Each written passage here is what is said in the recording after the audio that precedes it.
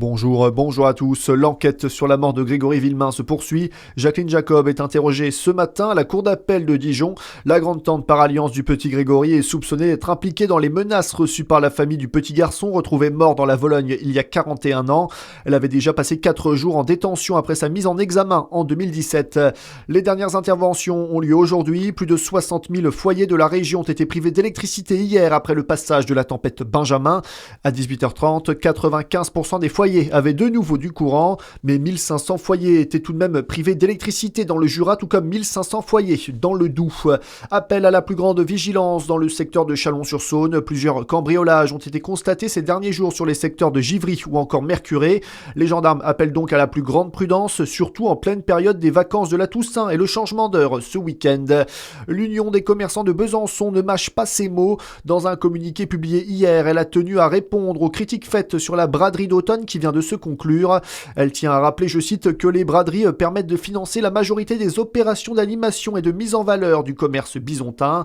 Plus de 200 commerçants et artisans du centre-ville sont membres de l'Union des commerçants.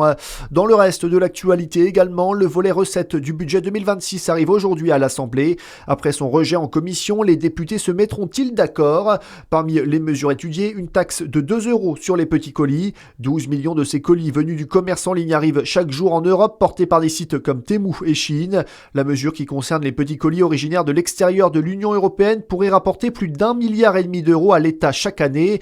Une idée saluée par les commerçants qui demandent même au gouvernement d'aller encore plus loin.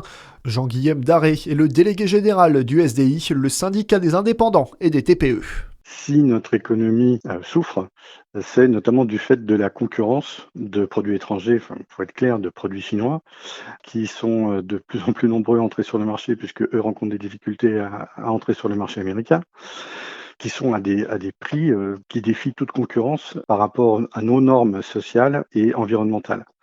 Donc l'objectif, c'est d'essayer de rééquilibrer finalement cet élément concurrentiel en mettant en place, oui, une taxe, mais qui soit une taxe dissuasive. Donc c'est la raison pour laquelle 2 € ne peut pas être considéré comme une taxe dissuasive. Il faut monter au moins à 20 €.